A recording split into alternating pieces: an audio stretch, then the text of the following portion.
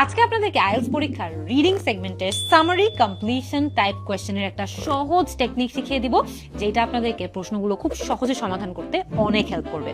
আসুন হাতে কলমে দেখিয়ে দিই। যেমন এখানে দেখেন, wood is a traditional building material, but current environmental concerns are encouraging dash to use wood in modern construction projects. অনেক বড় সেন্টেন্স, সবচেয়ে গুরুত্বপূর্ণ শব্দ হচ্ছে wood।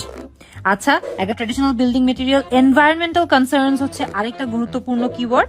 এনকারেজিংটা অনেক ইম্পর্টেন্ট বিকজ এটা একটা ভার্ব প্লাস আইএনজি, অর্থাৎ এনকারেজিং এর পরে যে অবজেক্টটা আমরা পাবো, ভার্ব প্লাস আইএনজির পর যে অবজেক্টটা পাবো, আমরা একইভাবে প্যাসেজেও একটা ভার্ব প্লাস আইএনজি যেটার অর্থ এনকারেজিং এর মতো কাছাকাছি, তারপরেও আমরা একই একটা অবজেক্ট পাবো যেটা আমাদের আনসার হবে।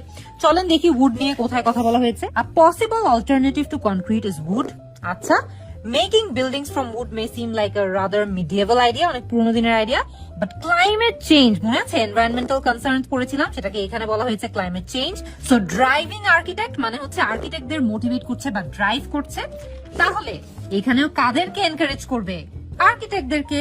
তাই আমাদের এই অ্যান্সারটাও হচ্ছে আর্কিটেক্ট, এনকারেজিং আর্কিটেক্টস, আর এখানেও ড্রাইভিং আর্কিটেক্টস। অনেক সহজ ছিল না?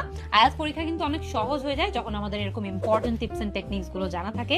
কমেন্ট করে জানিয়ে দিন আর কোন টপিকের উপর এরকম ভিডিও আপনারা চান।